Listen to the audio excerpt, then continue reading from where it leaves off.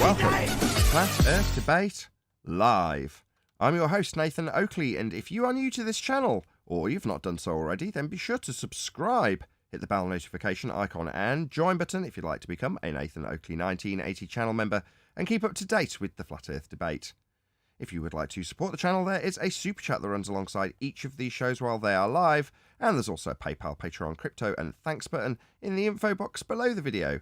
Most importantly, if you'd like to join the discussion, simply mute the page you are currently watching, then click the link in the info box below this video to join the panel and express your views on the nature of Earth. If you do join, please don't swear. If you do, you'll be ejected, and if you are, please don't try to rejoin the stream using sock accounts. You'll be warmly welcome back on the next stream. Please also share the show on social media. Sharing the show obviously increases the live audience, but this in turn increases the chances of a more diverse panel, so please share the show on Facebook and Twitter.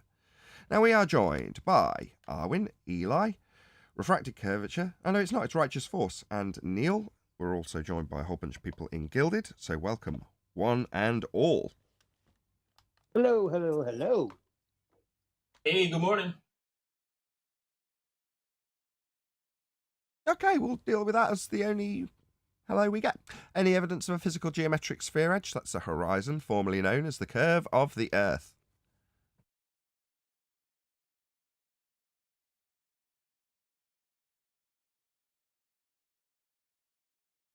Any evidence of axial rotation? I mean, there's going to reach a point where I literally get no answer. I mean, I knew the day would come. What evidence will you accept? Evidence of physical geometric sphere edge horizons. Evidence that it's a hill getting in the way of stuff, as claimed in the Earth curve maths. Can you hear me now? I can hear you, Yes. Oh, okay. Sound beautiful. Thank you. A Your hill. standards are too high. They claim there's a hill in the way, blocking boats and buildings. I want to show that that's the case. If you want to claim that that's the case, what's wrong with that? Prove it's a physical hill in the way. Boats going over the horizon is still being put out there as proof that Earth is a sphere. But if the Earth was a sphere with a radius of 3959 miles, then every distance to that horizon could be no more than 1.2 times the square root of the observer's height in feet, as the Earth curve math suggests. And the distance to the horizon in the Black Swan is beyond the geometric limitations of 1.2 times the square root of your observer height. Therefore, the horizon is not a physical limitation, and we can show that. And we have been showing it since 2020. Black Swan. Refraction. If it's refracted, it's not a hill in the way. Hills don't refract. They physically block things and obscure things at a distance that you can measure and lay out in an Earth curve maths calculator.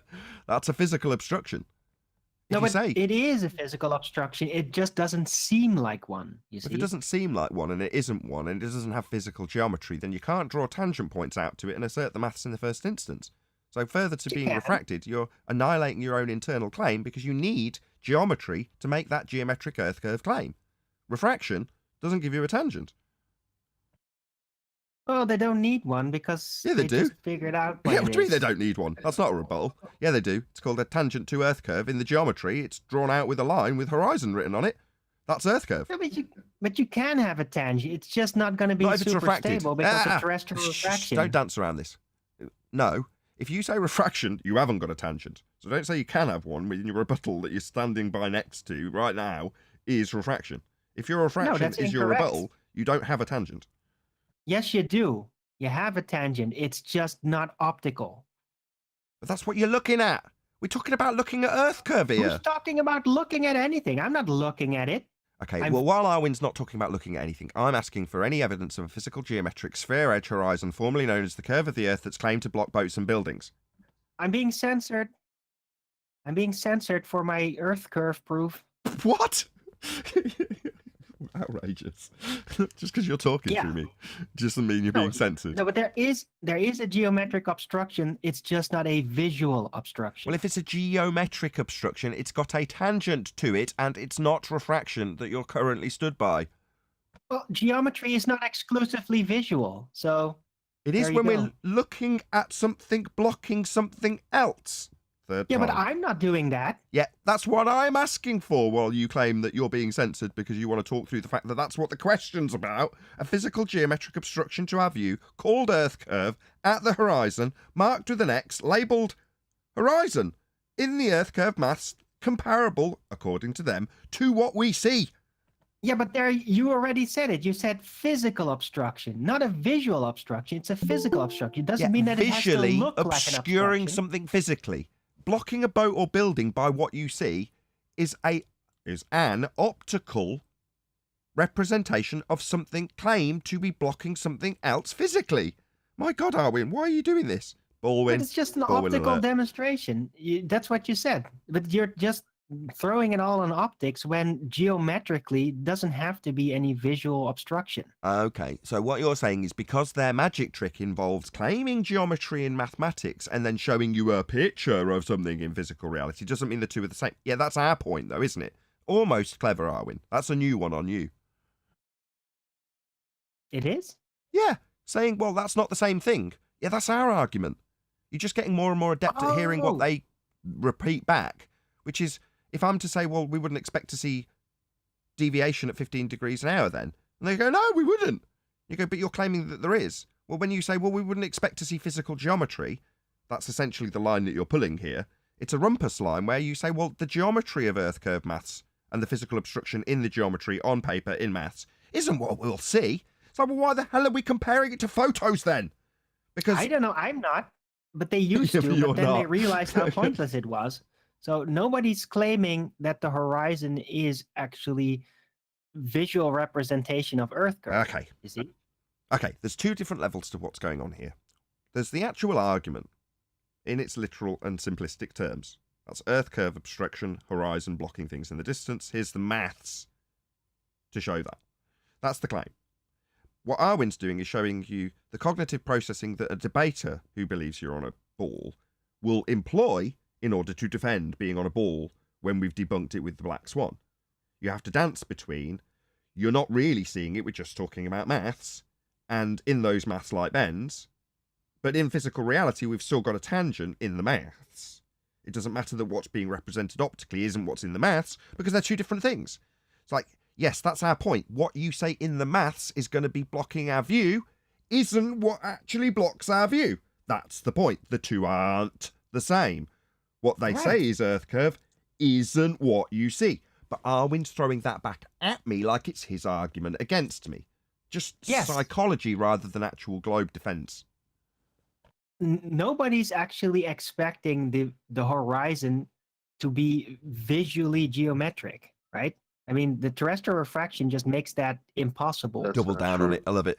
So this is why Arwin is ace. Because I'm on the verge of losing my temper with him, but I'm not quite there. I'm only joking. I'm not really. I'm pretending to for dramatic effect. The point is that Arwin understands better than me, better than anybody, I would argue. There's a couple of exceptions. How the mentality and employment of argumentation points are used by globe earthers. And without requiring a baller on the gilded panel to pipe up and just do this, but with a lot more rumpusing, I might add. Arwin's getting miles better. He's refined this to the point where the point still stays concise within the debating structure, because that's the second level. The base level most people can get if they pay attention closely enough. They can understand how the argument fails. Now, normally within a show, like on Ballbusters the other day when we were talking about science, there'll be hopefully at some point in the show where someone just breaks down the simplicity of the argument, like with the scientific method and the logic behind it on Ballbusters on Saturday. In this instance, that's not what we're talking about. Even though you as an individual may understand the base argument that there isn't any Earth curve, the horizon's not Earth curve. That's the most basic way I can put this. There is, however, going to be a learning curve in terms of how to deal with people. Now, Arwin, thank God we've got Arwin, can do that as a devil's advocate in the most beautiful way possible. So, over the years, Arwin gets a lot of stick, probably more than he deserves. He deserves a certain amount, don't get me wrong. But what people don't appreciate about Arwin is the skill level involved in what he just did over the last 5 minutes. Because that is where the useful teaching tool of a baller actually comes in for this show. So that you, with hopefully like me, because I've got hairs on the end, you've got goosebumps while this is going on, because I know how effective that just was as a teaching tool for people. Not because they don't understand the argument that the horizon's not Earth curve. I would expect almost everybody in this audience, which is very, very focused, thanks to censorship, to get that. But what they won't get is the nuance of how somebody can challenge you. And in the process, in the most complex way that Arwin just did, flip what is actually your argument against the claim that there's an Earth curve horizon labelled in the maths as being the horizon and comparable to a photo of the horizon. When Arwin flips that into, well, these two things aren't the same, it seems like I've got to now defend how they are the same. It's clever. But you don't see those things if you just understand how the argument breaks down. You've got to see somebody's attempt in their mental capacity to square a circle. Now, I know Arwin doesn't need to square this circle. He's just doing it for the fun of it. But the fun of it for Arwin, because I can hear it in his tone, is so useful to me. I don't know what I'd do without Arwin. That's why when you see me typing Arwin is ace into a chat feed, it's because he is. And this is an example, probably the best example to date, in fact, because he didn't do too much rumpusing. Just dropped enough in for you to know that would be a more prevalent theme than anything. Thank you for that. I do my best, but what really is the cornerstone of my success in this emulation is that in that very moment, I am really a baller and I really believe it and I'm really trying to accomplish it. And in the process, I have to kind of forget about everything I learned for a bit. It's like I just shade up a little bit of all the knowledge that I normally use to really construct the permanent structures, right? I can't remember. So there's a quote from somebody that says that's the sign of that's the sign of having a high degree of intelligence. Check out which I'm buttering up Arwin's ego right now. It's not intentional. It's just how it works out, right? To be able to hold multiple positions that are contradictory, not in cognitive dissonance, not because you need to fight the problem of one not squaring with the other, but just to be able to take a completely different position. In other words, what Baldwin's in acting terms is called method acting. You know, you absorb the character that you're going to become. So you are that character and you don't leave the role. You the entire time that the performance is going on, even at home, you're just dressed as and becoming that person. And you've learned how that person is and you just become them. That's method. Well, Arwin's saying in the moment, I'm acting, I'm method baller. Well, yeah, he is, and he's very adept at it. But in so doing, it shows that he's got the mental capacity to be able to separate himself from his whatever faith or understanding he has of flat Earth or faith in a religion or whatever, and just put himself into the shoes. Takes a lot of empathy as well, by the way, Arwin. But you are a very empathetic character. Not that you have that taken advantage of very often, I notice. But there we go. It's a unique trait. Right. It's Praise Arwin Day. Thank you. All hail Arwin. All hail Arwin. He is ace. But it does, being able to do this has taken a lot of training, though. I mean, when I first tried these types of things, I got really anxious doing that here. And I think that some of you even were thinking, wait, is Arwin suddenly jumping shit? Is he going crazy? Yeah, maybe 5 years ago. Because I was not comfortable doing that yet. It was very scary. Now I've trained it, and you guys kind of know to expect this of me. We even gave it a name, Baldwin. That's the name of that thing. And so it works much better now because so much time has passed and I've been able to kind of sharpen this skill. Yeah, which means that the people watching get to sharpen theirs. Go on, Neil. Sorry. I was just going to say, you're so convincing sometimes, I wonder. That's because he's a good actor. Well, I did want to respond to that nobody expects to see the geometric horizon. It's not. That's not a true statement, because when National Geographic and CFI investigators went out on the beach to settle once and for all with the flat earthers whether or not the Earth was a sphere, the guy specifically says he put the camera as close as possible to the water level, so that the horizon is 1.22 miles away. Then they say after 1.22 miles, the stripes on the boat should begin to disappear. So everyone expected the geometric horizon to block stuff until 2020 when the Black Swan came out. Right. You can see all that on YouTube. And then you get people like Craig saying, when these flat earthers come along and say there should be a bulge between me and what I'm viewing, they don't understand. You're like, you're a dumbo. You don't understand your own claim. You've spent so long in anti-flat Earth mode that you lose track of your original claim. Your claim is that Earth curve gets in the way, and it's the horizon. It's marked with an X labelled horizon in your Earth curve maths. Here it is labelled bulge, the bit raising up between you and obscuring the thing behind it with a physical nature that only exists in this maths, because the horizon isn't Earth curve. We've debunked it. We debunked it 1st Jan 2020. Eli, you talking about the video where they show the horizon behind that? Is that the same video? He's referencing Planner Walk, AB Science, Rumpus, and in this instance Craig, who have all denied the essence of the globe claim when they say the horizon's Earth curve blocking boats and buildings. They've said we wouldn't expect to see physical geometry. Nobody's expecting to see physical geometry. The Earth curve, Nobody even claimed physical it, geometric remember? horizon only exists in the maths. That's what this is about. That's what Arwin's just done. That's our argument. Yeah, that's right. It only exists in the maths. That's Earth curve only exists in the maths. Because the horizon, marked with an X labelled horizon in your maths, isn't the horizon that we see. They aren't the same thing. But that's not a defence when they're claiming that it is. But they, as anti-flat Earth defenders, have to then put that to us. Well, they're different things. Yeah, that's our point. It's not what we see. That's what you've been claiming when you put it to us and showed us photos and said, look, here's the maths to show how it's Earth curve getting in the way. Now you've got to tell us how it isn't. Because it isn't, and we know it isn't. That's what we're telling you. No, but that video is funny because you see the horizon behind there, disappearing stripes. That's all I was saying. It's a black swan. The image, the imagery that we're talking about appears on the other slideshow.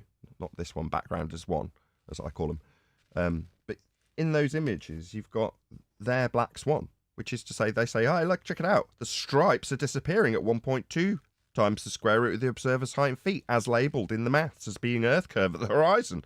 No, the horizon's behind the boat. Yes, yes, yes. So who cares what's causing the flag to compress? Too hung up on You can call it compression, you can call it an optical illusion, you can call it whatever the hell you like, but the horizon's behind the boat, my friends. So that's a black swan. The horizon's beyond the 1.2 that he said it would be at, blocking the boat. He's got an effect on the boat, but that's sure as shit an Earth curve, because the horizon isn't that. The horizon wasn't doing it, because the horizon's behind the boat. Therefore not Earth curve.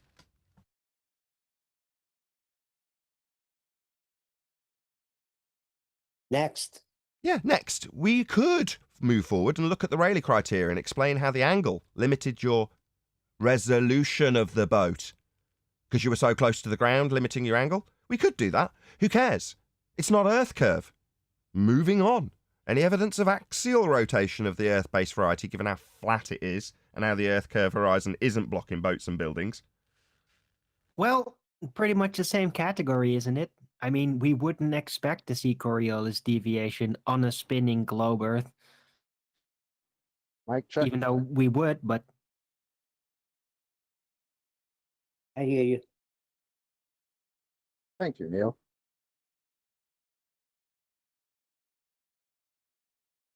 So axial rotation, any evidence? yeah. Axial rotation, stars rotating, Earth not rotating, or wait, it might be rotating, but it could also be that the galaxy is rotating around us. Isn't it a ball that's supposed to be rotating? That's what they say. Yeah, but that's relative. I mean, yeah, if you're going to be outside of the Earth with the rest of the galaxy spinning, then you could see as if it isn't the galaxy spinning around the Earth, but that's the Earth spinning underneath. But that's just Maybe relative. you didn't hear the question. I said, isn't it a ball that's supposed to be spinning? Yeah, of course. Did they prove it's a ball first? Yes. You don't expect to see the geometry of the ball. And that's how you prove it's a ball. That checks out. Yes. Yes. I mean, you can't just keep migrating the argument to another housekeeping question. That's called scattergunning. That's not a reasonable way to talk. That's not a reasonable way to have a discussion. You're only saying that because you fell flat here. Chocolate got you, man. Your evidence was Yeah. that your evidence was that there wasn't any evidence. Well, really, you said sure there is. We wouldn't expect to see the geometry of a ball. Like I don't know how that was evidence. Well, Well, Same if I as can't we win the expect to argument, see then I can movement. at least tell Oh, wait. everybody how you are scatting-gunning me as the ball defender with reasonable arguments. You see? Because that's what they always do with unreasonable arguments. So, Oh, wait. Did you not mug him? I thought you mugged chocolate off nicely there. There was a non-rebuttal to the fact that it was reasonable to know that it was a ball based on the assumption that you don't see curvature. Don't see curvature, therefore it's a ball. I thought Right. you got. I thought that's what you got out of chocolate there. That's what I heard, but maybe I was wrong. well, I wasn't sure if it was going to work, but I guess it worked. No, Yeah, no, but no. you try to Chocolate take me extra on for this. proof of that. You try to take me on this fairy tale journey about what people are seeing in the galaxy and all that. All I asked was, isn't it supposed to be a ball that's supposed to be spinning? That's all I asked. And proof of it. Well, the proof is that we see stars rotating and that the horizon doesn't visually comport with the geometry, and there's nothing we can really do about it. But the stars are still spinning around us, and Hold on. I don't know. Just if you don't mind, Arwin, please don't introduce an extra element just for the sake of it. So what are you talking with the horizon we just covered? Let's just stick to axial rotation. Your claim is that we've got a non-inertial and inertial reference frame, right? Stars are in the inertial reference frame, not really moving, and we're in the non-inertial reference frame turning beneath. Correct? well, Yeah. maybe it's maybe. either That's what one you've just are claimed. rotating. Ugh.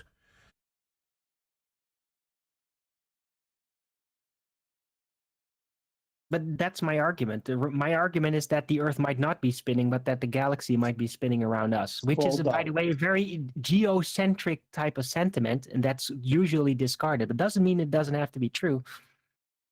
What is the heliocentric claim? Well, the heliocentric model, which is ridiculous, kind of, sort of claims that the Earth is spinning, but it doesn't The seem to flight be times would spinning. be shortened, correct, Nathan? Well, all kinds of Coriolis deviations would happen if the Earth was actually spinning, and that's why I conclude, well, maybe then the universe is the thing spinning, and not Earth.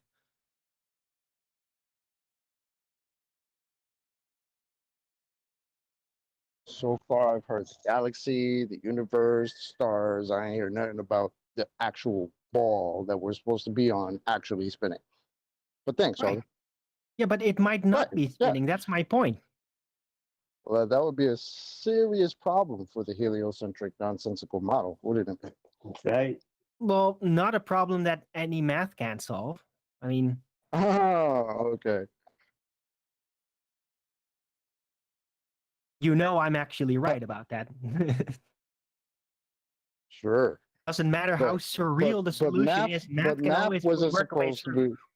But math wasn't supposed to be the proof for the ball to be spinning. The ball should just be spinning, and that would prove that the ball is spinning.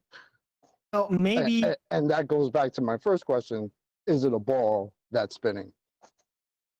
If it wasn't spinning, Yes. we'd fly off the Earth. no, it is a ball, but look, I just think it's kind of a colloquialism that they say the Earth is spinning, right? When there's no sign of that through Coriolis deviation. And I really think from a ball-centric perspective that it might have simply been a mistake and that their universe really is, all of it, spinning around the Earth and not the other way around. I think that is the actual solution to this.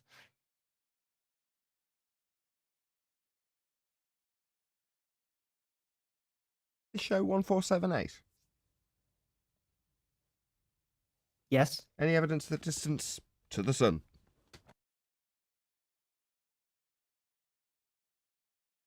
In the sky.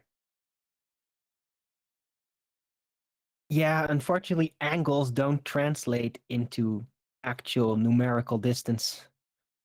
Not really. Well, in textbooks all over the world, it's 93 million miles away. Although some say 96, some say 90. I don't know the exact number, but it's in textbooks. So therefore, It's a fact. What's the sun?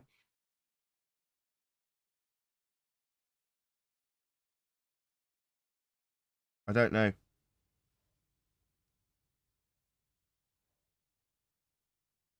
If you don't know what it is, then how do you know it would have to have a distance?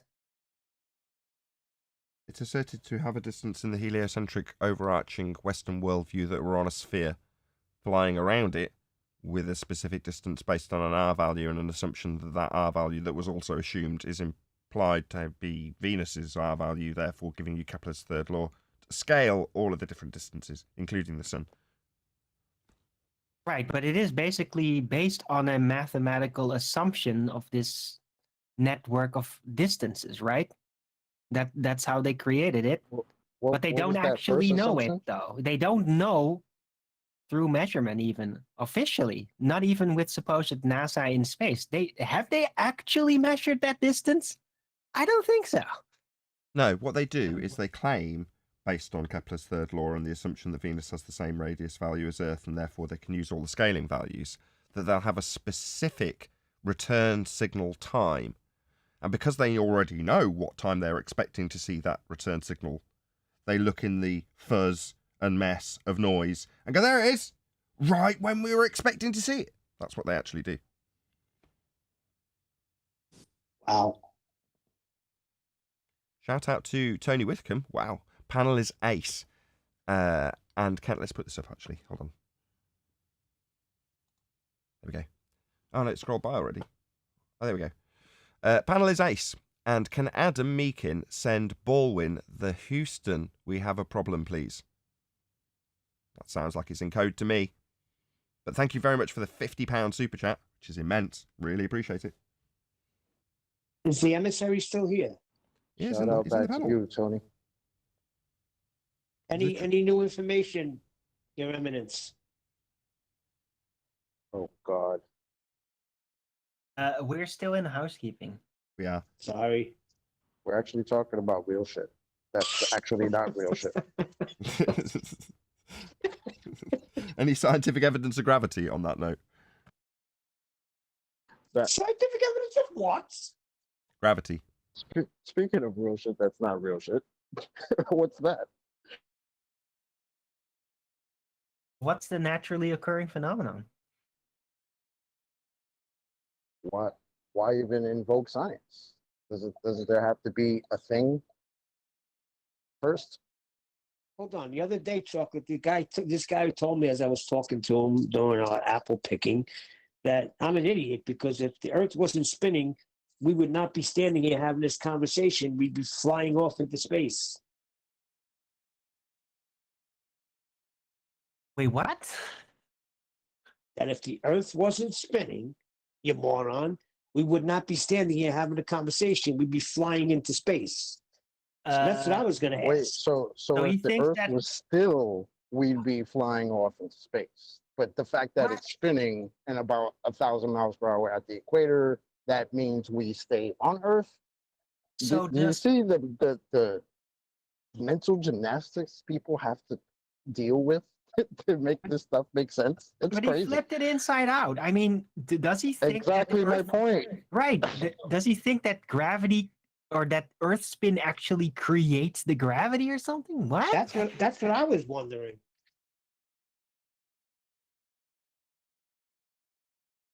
Any single viable hypothesis from any of the fields of astronomy, cosmology, or astrophysics?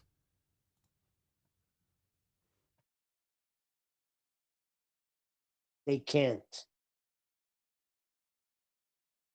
Viable I'm meaning afraid their you'd field. be- Oh, sorry. You go. I was going to just say viable meaning you can actually formulate a hypothesis and experiment off of that hypothesis. Is that what you mean by viable? Viable being an observed natural phenomena and an independent variable, presumed cause of that effect. Ideally with a null, the contrapositive of your if this, then that relationship. So if this, not that, alongside it. That's it. That's a viable hypothesis. Are you going to do that? it's going to be tough since their entire field or all of their fields are not within the natural world. But yeah, they're claiming So- the world that we live in is based on what they tell us, are we? So it's only reasonable that we ask them that.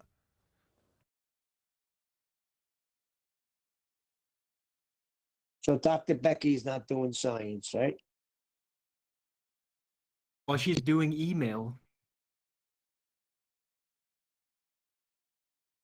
Yeah, but according to them, if there wasn't science, there wouldn't be emails and glasses and stuff. Now that's technology. According to them, it's science, bro. Any evidence of a self-perpetuating molten iron core at the center of a presupposed spherical Earth? Oh, it's a tough one. It's a tough one. They might be migrating that narrative in the future, I think. I don't think they're going to stick, like with the official heliocentric bullshit, I don't think they're going to stick to an actual molten iron core. It's just too untenable. I think they've already tried to speculate like what else it could be. And I think that trend is going to continue until it's like officially established somehow through some new P waves and S waves or something, how turns out to be something else. I think they're going to change that. But I don't know for sure.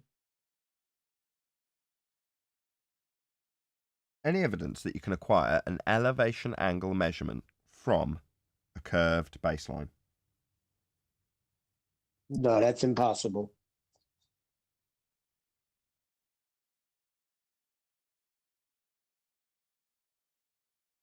Okay.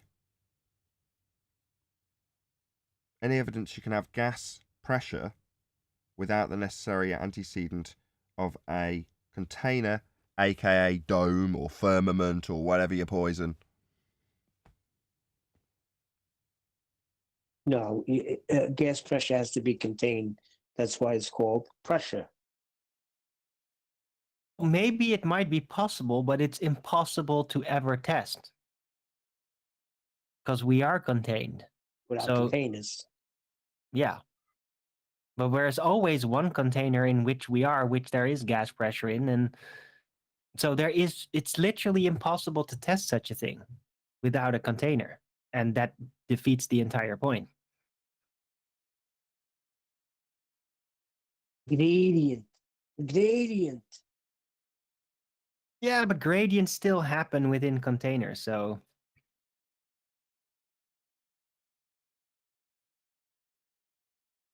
So Speaking I of was hoping that would Scientism, he's all over expand that. out a bit more than it has in regards to the context of the pre-show. I realise Righteous isn't on the main panel anymore. Yeah, I'm here. I know you're still in Discord, but I was hoping that would that would expand the conversation given what we were discussing. No, he's here in G plus. Yeah, Yeah. I got that. I'll have to say it one more time. I hoped that the gas pressure without a container question would expand us out into discussions of firmaments and domes, and I even hinted at it in the way I phrased the question. Maybe tell me again that Righteous is here. Maybe that's the response I'll get. No, you have to watch this video. Don't you understand? Righteous is definitely in here. Thank you, Chocolate. I don't know what I'd do without you. Anytime, Right, brother. I'll quickly plug my video and we can. It might be better to discuss it tomorrow more. You wanted to plug it on the... You asked me specific... Go ahead. Well, I just want to plug it. I mean, we discussed it a bit in the pre-show. We can plug the pre-show if they wanna. Just If you wanna hear that you're discussion. terrible. Let me lead you. What's the name of the channel this excellent video resides on? Righteous Force. Right. It's the channel is Righteous Force, right? And the video is called Biblical Cosmology and the Firmament. I'm gonna post that in chat. So hold on a second. So be here or be sphere for Righteous Force YouTube channel. Link to the videos we're specifically discussing will be posted by him now. Hopefully you get that done quickly while I plug the fact that he's just said that's the video we're talking about, and you can go straight to it and subscribe if you haven't done so already. Right. I bought you enough time. Yeah, you can. I'm still typing it, and then I got to copy the link. Okay, and so copy- in the pre-show, the way I led this into something that was reasonably current was Russian Vid's video, where he takes the words of Dave Weiss to mean that he doesn't believe in the firmament when he says he doesn't believe he's trapped in the dome. Now, I take that as believing that or Dave Weiss not believing that he's trapped in a dome. Doesn't necessarily mean he doesn't believe he's in a contained environment, which he's also disclaimed by Russian Vids to have specifically stated. So it led on to, obviously with a plug from Righteous Force about his own video about the firmament specifically, into us discussing whether or not it's unreasonable in that regard, as it's been taken to be by Russian Vids, and my declarations in regards to this, because I don't specifically claim dome or firmament, but I very much know, not belief, that we must have containment. We've got gas pressure. That's definitely bought him enough time. Go ahead, Righteous. All right. Yeah. And the way I approach this video is basically I just poured over and I looked over what God said about it, right? And then by the end of the video, I basically read verbatim all the things God said about the firmament. And I just let that speak for itself. I don't add to it. I don't take away from it. I just verbatim read what God said about it. And you'll have like a nice roundup at the end about what God said about it verbatim. No interpretation, no anything, just verbatim. And yeah, it's from the perspective of what God says about it, right? Not from the perspective of what we think about it. You said that. Right. Okay, so I now So got to say, based on the notion that the penned words of the Bible came from God. Well, yes. Holy But men less moved than by from God. Okie doke. So check it out. Link's gone into the not into the description, into the live chat feed. As obviously Righteous is one of the mods, so check it out. You can see it scrolling by, and subscribe to him if you haven't done so already. Have we covered all of the housekeeping questions? I think we did. Anything happen over the weekend exciting?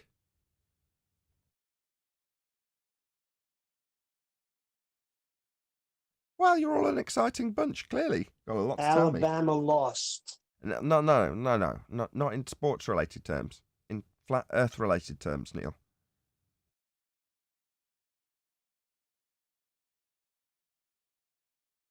Okay, well, we'll carry on the focus that we took with the original bit with Arwin then, because the psychology of having to debate somebody about the subject is very different to understanding how the Earth is flat, why the Earth's not a globe.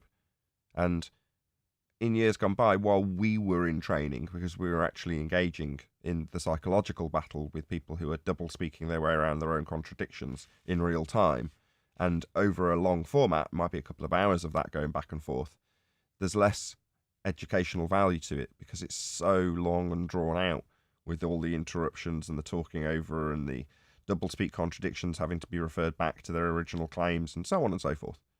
So when you've got a streamlined show as we have, to the point where you can not only disseminate the ins and outs of the actual argument, how Earth's not a sphere, how you've been lied to about being a sphere, how it's actually measured flat, and how that being put to an anti-flat earther who's well versed in defending their claim, while simultaneously just standing behind consensus when they double speak and contradict themselves. So it's nice to be able to actually get a good idea of how somebody you come up against that might be averse to the idea, which isn't uncommon, how you actually have to deal with them. Because that is certainly something that I never anticipated needing as a tool or a weapon when I first got here in Flat Earth. And somebody pointed out Patricia Steer's book. Has anybody seen this? Everything that was beautiful became ugly. Now, having been quite close to Patricia Steer throughout her Flat Earth career, I know exactly what that title means, and I know the backstory. I don't need to read the book. I was involved in it, so I know exactly why she says it in those terms.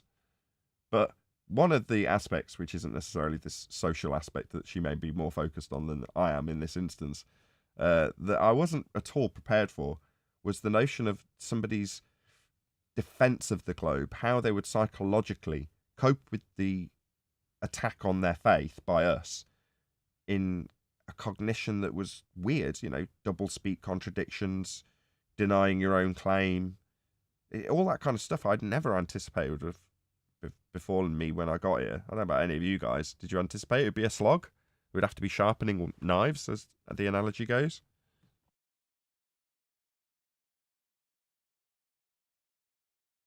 Not at all, to be honest. I was actually surprised of how how people who turned into globers, as we call them, I was surprised by that, to be honest.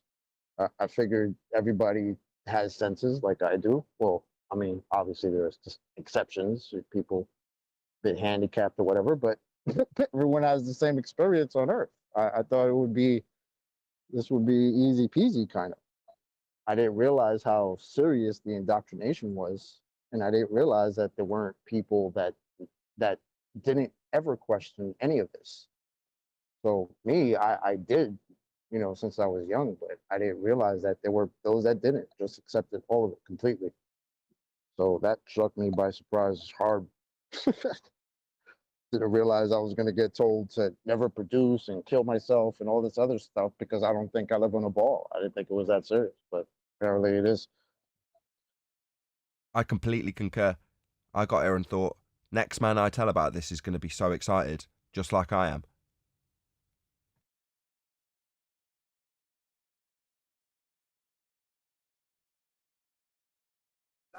I didn't think that because when I was told about it, I went on the assault to defend this globe that I could not defend.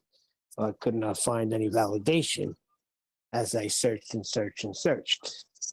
So I knew I was going to get confronted with animosity.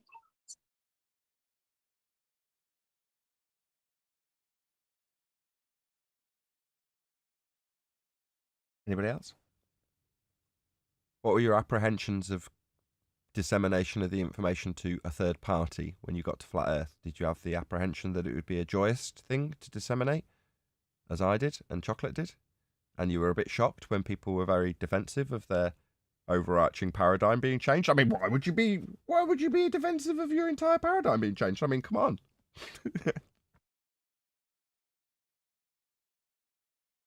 Yeah, I knew it wouldn't be that easy, right? Maybe I played it up a little bit.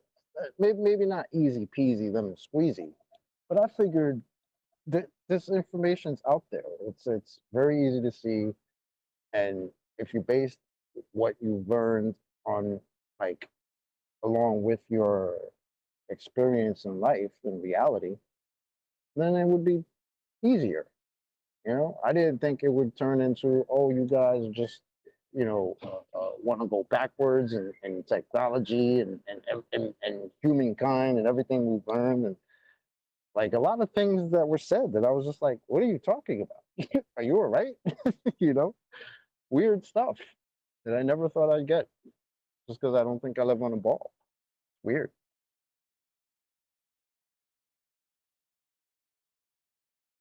Yeah, my attitude's completely changed, as we were talking about this literally on the last show, where when I'm out and about, I don't necessarily want to ruin people's day, is the way I put it. But back in the day, when I first found out, I was all for telling people, shout it from the hilltops, man. People will love you for it. I love the fact that you've pointed out that the entire world that they thought they were living in is a complete lie, and therefore there's a good chance there's a lot of other lies that you don't know about, and you've actually been deceived on a massive scale that you have no appreciation until now. So you can thank me later. Yeah, and then on top of that, the addition of almost like the loss of everything else that you actually do know. Like the people who would be like, well, because now I don't know it's a globe, now I don't know anything. It's like, calm down. Nobody said you didn't know anything. There are still things that have been established in the world, and we can work with that. Just because this particular thing doesn't exist, that doesn't mean your entire world and reality that you experience doesn't exist. It's a bit of a stretch to say, no, now I can't know anything. It's like, nobody said that. Why are you going there? But it's not an unreasonable point to take it to if you just sort of go, well, I'm gonna have to start from scratch here. I mean, if I just consider that I don't know anything, life does become a lot simpler in terms of moving forward and going, well, okay, while you say that's the case, I've been deceived before. So let's check out how realistically true this actually is. But you have to do that with everything. I mean, I've got Even history. an example of it. It's Jeranism. So Jeranism described this back in 2015. So he's describing how he and his wife are going through the history books that they sold at the time, and realised that there's a lot of non-truth printed down that's changed over the time. So they're like, right, we've got to reassess everything. We've got to just take the hyperskeptic point of view, chuck out everything that we thought we knew about the world, and start reassessing it for ourselves. But then his wife turns around and says, what about Earth being a ball? And Jaron's reaction was, no, that's a bit far. There's certain things we do just know. That was his initial reaction.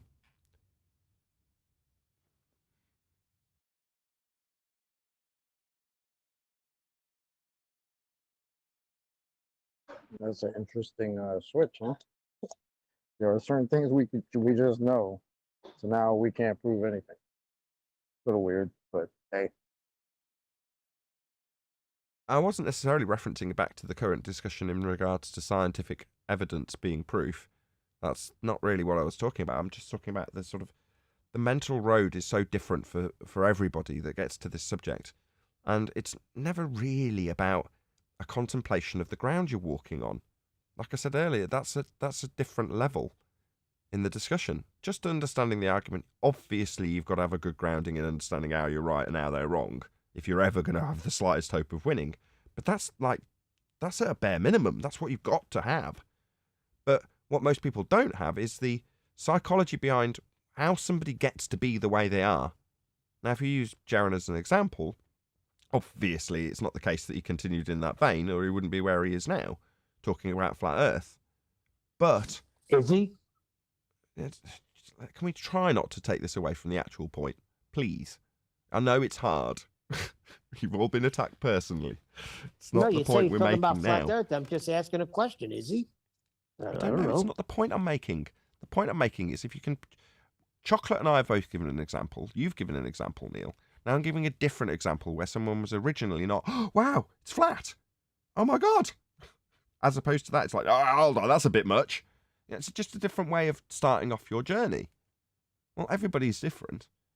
But it's an interesting talking point because, generally speaking, that is how the information gets passed from one person to another. Is it not? Because it's not on the news. It's not on the radio. No, it's the ancient Greeks. They knew all these things. I always found that funny, how it always goes back to the ancient Greeks knew thousands of years ago that Earth was a sphere. Yeah. Do a bit of primary source research on them. See how far that gets you. Shout out to us so far. What is everyone's opinion of David Weiss since you mentioned him? He seems to support Jeranism and you guys too. Sort of a mediator, I guess. David Weiss is an ace.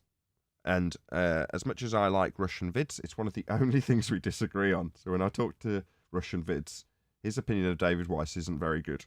That's obvious if you go and watch any Russian vids videos. That's being nice.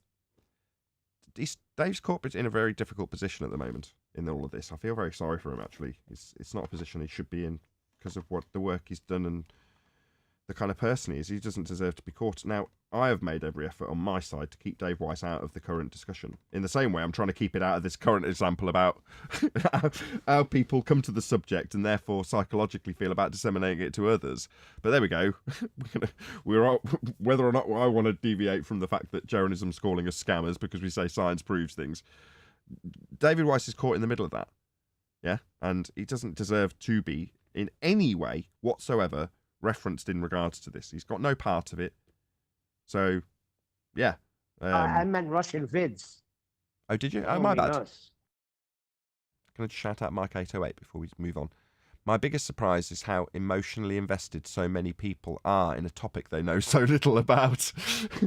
Well, they get the paradigm shift and they don't do the research afterwards. They just get the emotional tie. I know exactly what you mean, Mike 808. Thank you very much for the super chat. My opinion of Dave Weiss is exceptional. He can't put a fuck wrong as far as I'm concerned. Dave Weiss is ace. There you go. That's my opinion. If it wasn't for Dave Weiss, I wouldn't be here. So the boss is ace. Nothing against him. But to put it in a different context, Dave Weiss is just one guy. Now, the fact that he's built up enough respect for you to concern yourself with what our opinion of him is a testament to how much respect Dave has built up in the community. You know, and that's self-evident, right? Just ask yourself, what do you think of Dave Weiss? And if the answer is, he's a good guy, which is generally speaking what I'd expect most people to say if you ever ask them about Dave Weiss, there are obviously exceptions, then, you know, that should be your attitude. He seems all right to me. If that's, you know, obviously if you're indifferent to the guy, that's not my attitude towards him, I know him. But if that's your attitude, he seems all right. Go with that. Go with your gut instinct. Unless he does something that you go, hang on a second. You know, and again, I've got no issue with Russian Vids calling out certain aspects of it. It's developed a conversation on the pre-show that lasted for a good 20 minutes. Because it is interesting. Now, obviously, Russian Vids is who he is, and he takes an extreme viewpoint when he puts out a 2-minute video. He's an extreme guy. He gets his point across doing that, being that. So good, more power to you. Now, obviously, some people take a sharp intake of breath when they see one of their own, like Jaron or Dave Weiss in this instance, having someone like Russian Vids have a pop at what they say. But why shouldn't he? We're all adults, aren't we? Now, don't get me wrong, I don't need examples of how Russian Vids has disseminated that into something that possibly isn't quite as nice as I'm making out. I don't need that, I don't care. My point is that we're all adults and we are all capable of being criticised. Or should be. As I say, like, I'm comparing everyone to me. And let's just take all of that back. Right, we're all unreasonable pricks. No, I'm only joking. Now, the better question is, how does David Weiss feel about us? And I think he feels great about us because we protect his money. You gotta trust somebody. You gotta know that somebody knows what they're talking about if you're gonna put your money on the table. Well, you're suggesting by inference that Dave's got a high opinion of us, which at the moment he may not have. Of course. No, of course he does. We protect his. Hey, listen, if somebody's protecting my money, I'm sending somebody over there to try and win some Bitcoin. I'm not sending them to Globe Dumpsters. I'm sending them to Flat Earth Debate. I see what you're saying. Okay, yeah, we've got. I would hope we've still got a good, well-maintained relationship with Dave Weiss. You know, I don't see any reason to know any different. That said, I'll be honest as well in regards to the infighting. Dave is very much against any sort of infighting. Now, I know I can't remember which show to name the number that we discussed this specifically also. I think it was actually on Ballbusters on Saturday we discussed this, where just because somebody wants to see less infighting doesn't mean that they're not going to get corrected on Flat Earth Debate if they're wrong about something. In that example, it was Flat Earth Goddess talking about, shockingly, about science. Now, yeah, we can be all kumbaya and just not disagree. It just doesn't alter the fact that people talk a lot of crap. And unfortunately, on a debate show that's specifically about the nature of Earth and claims being made about it, you're going to end in the wrangle-dangle of bullshit of people from your own side making up claims. It's like, we're only in this mess because of that exact thing happening. And unfortunately, we've got a certain standard here that we're going to adhere to. And yeah, there's going to be a bit of friendly fire that goes on. As long as we're all adults, as long as we're all mature enough to understand when we've made mistakes, we can all move forward, better educated and armed to deal with your average Joe normally on a psychological level, which is what's being discussed today, or just at the base level of the fundamentals of each argument. Obviously, we're mainly focused on that, but there is more to it than that. And when it's quiet in terms of baller interaction, we need people like in Arwin to make it clear that it's not just as simple as knowing the arguments. You know, you've got to understand human psychology to debate with another person.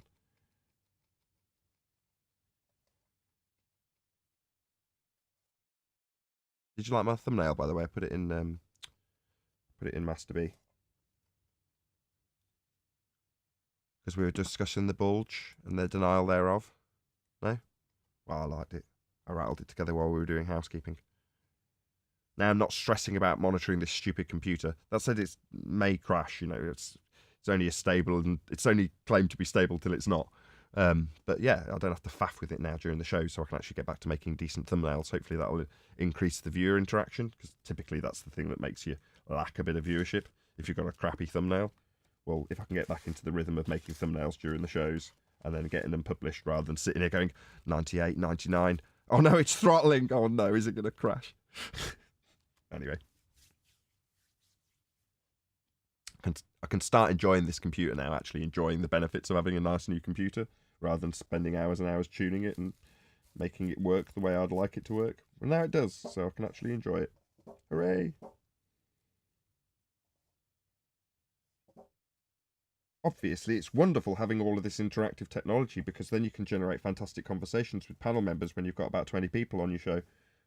Or you can just talk about the technological aspects of having great communication without actually talking to anybody. I mean, either's good. Both require good technical expertise. I think we need a Glober to come on the panel again. Where are the Globers?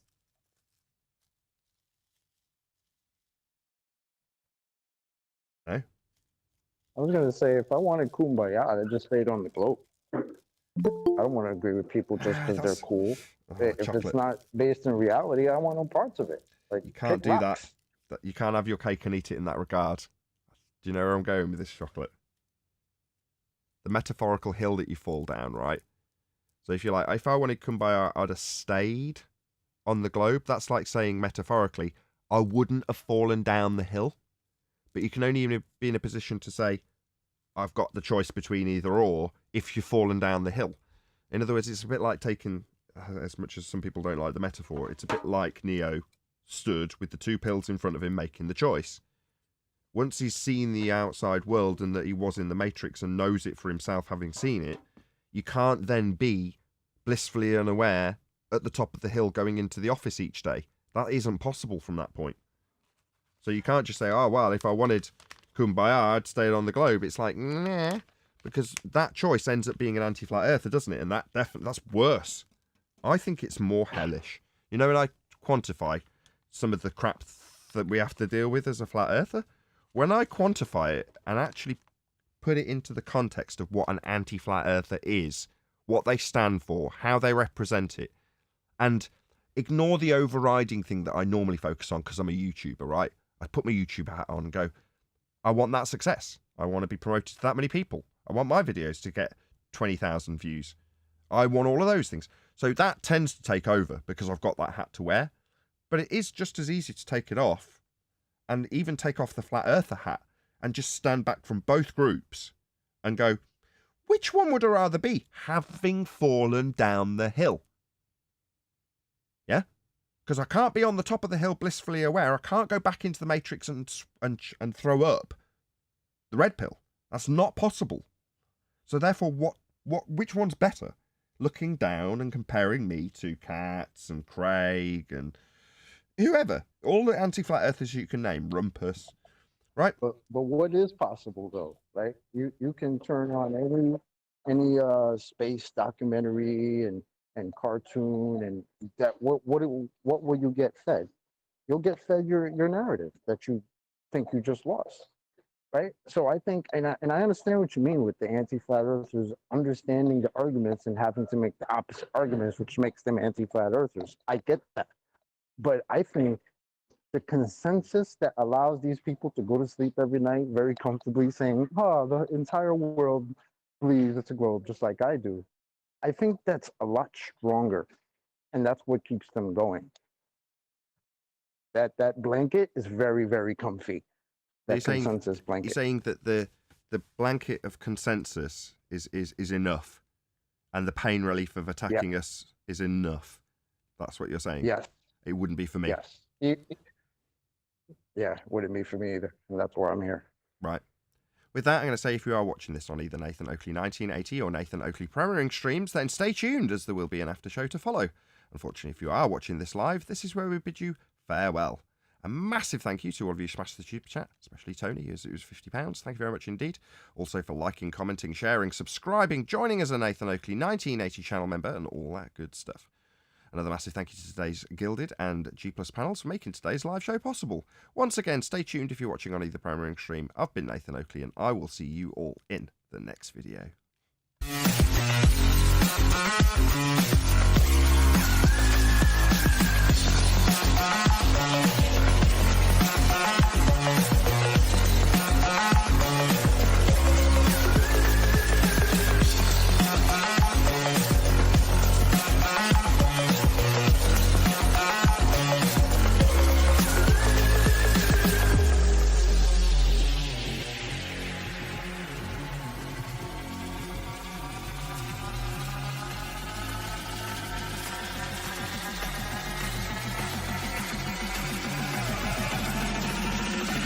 what a day! What a lovely day!